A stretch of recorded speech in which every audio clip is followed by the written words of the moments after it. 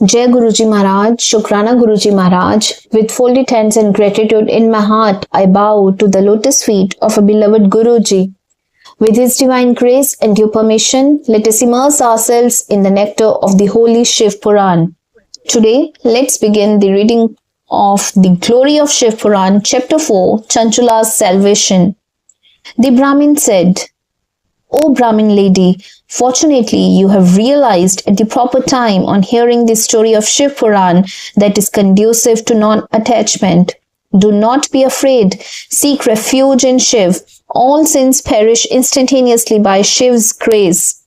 I shall explain to you the great object attached to the glorification of Shiv, whereby your course hereafter will be pleasant always. It is by listening to the excellent story that your mind has now turned to the pure path of repentance and detachment towards worldly pleasures. Repentance is the only way of acquittance for all sinners. Saintly men have extolled it as the only way of expiation for all sins. Purity can be realized by repentance alone. If the sinner expiates in the manner advised by saintly men, it removes all sins. After due expiation, he becomes free from fear. By repentance, he attains salvation undoubtedly. The mental purity that one derives on hearing the story of Shiv Puran cannot be gained by any other means. As a mirror becomes free from dirt on being wiped with a cloth, so is the mind undoubtedly purified by listening to this story. Accompanied by Amba, Shiv stays in the minds of pure men. The sanctified soul thereupon attains the region of Shiva and Amba. Hence, this story is the means of realizing the fourfold aim of life. It is for this that Mahadev earnestly created this. Listening to the story of Parvati's consort Shiv brings about steady contemplation. Contemplation leads to perfect knowledge, which certainly brings in salvation. A person who listens to the story in this birth, though he be unable to meditate, realizes the same in the next birth, after which he reaches the goal of Shiv. Many repentant sinners have meditated upon Shiv after hearing this story and have achieved salvation.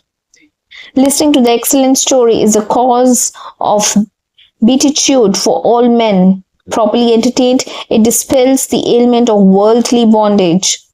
Listening to the story of Shiv, constant meditations thereon, and repeated musings certainly purify the mind. That the purity of the mind leads the meditator to a devotion of Mahesh and his two sons, Ganesh and Kartikeya.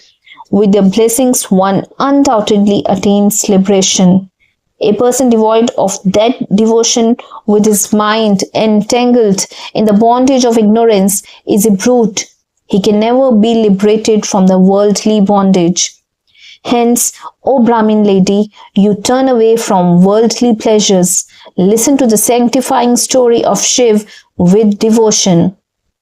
Your mind, as you listen to the excellent story of Shiv, the Supreme Soul, will become pure, and thereafter you will realize liberation.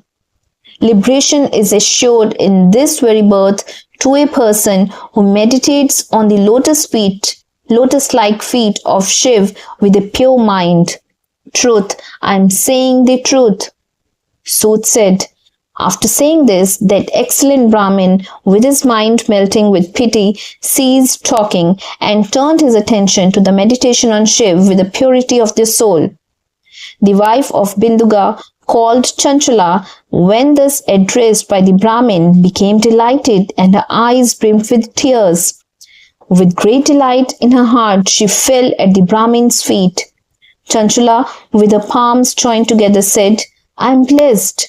Afterwards, she rose up with great mental agitation. With her hands joined together, her words faltering in excitement, the woman of good intellect, in her detached mood, said to the Brahmin, the great devotee of Shiv.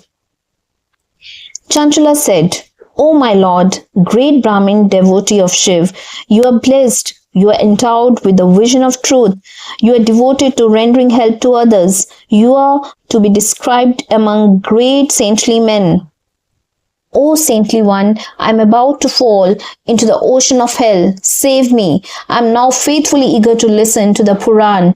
On hearing its excellent story, I became detached from worldly pleasures. Sud said. So saying with reverence, she got the blessings of the Brahmin. Desirous of hearing the Puran, she stayed there rendering service to him. The intelligent Brahmin devotee narrated the Puranic story to the woman on the spot.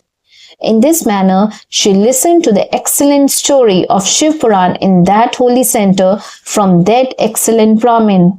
On hearing that excellent story, that heightened devotion, knowledge and detachment and yielded liberation, she became greatly blessed. Favored by the good preceptor, she quickly gained purity of mind. By the blessings of Shiv, she could meditate on Shiv's forms and features. Thus, resorting to the good preceptor, her mind was drawn towards Shiv. She constantly meditated on the sentient, blissful body of Shiv. She wore barks of trees and had her hair matted. She smeared ashes over her body. She wore garlands of Rudraksh beads. Every day she took her ablutions in the sacred water. She regularly repeated Shiv's names. She regulated her speech and diet. She propitiated Lord Shiv in the manner advised by the preceptor. O Shaunak, thus for a long time Chanchala continued her meditation on Lord Shiv. When the stipulated period was over, Chanchala, in her practice of the threefold devotion, cast off her body without any difficulty. The divine aerial chariot, shining in brilliant colors, sent by Tripurari, Shiv himself, accompanied by his attendants, arrived there quickly. With the dirt and sin removed, she mounted the aerial chariot and was immediately taken to Shiv's city by the Lord's noble attendants. She assumed a divine form. Her limbs were divine in their features. She assumed the form of Gauri, with the crescent moon as her coronet and divine ornaments shining brilliantly. She saw the three-eyed Mahadev, the eternal being served devotedly by Vishnu, Brahma and other gods. He had the brilliance of 10 million suns and was reverently served by Ganesh, Bringi, Nandisha, Veerbhadreshwara and others. His neck had a blue hue. He had 5 faces, 3 eyes, the crescent moon as crest ornament, and his left side was apportioned to Gauri, who had the brilliance of lightning. He was white in complexion like camphor and wore all ornaments. Besmeared with white ashes all over the body and clad in white cloth, he shone brilliantly.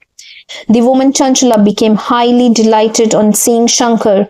In a flutter of delight, she bowed again and again to him.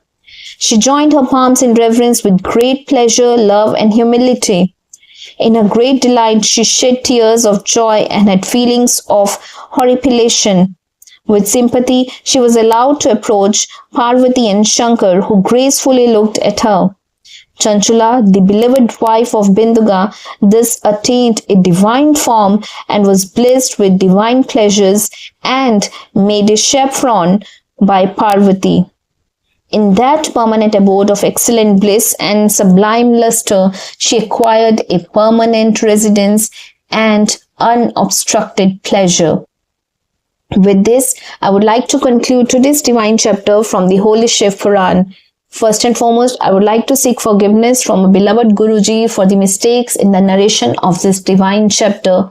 I would also like to seek forgiveness from each and every one of you for the same and would like to invite you to the reading of next divine chapter from the Holy Shiv Puran.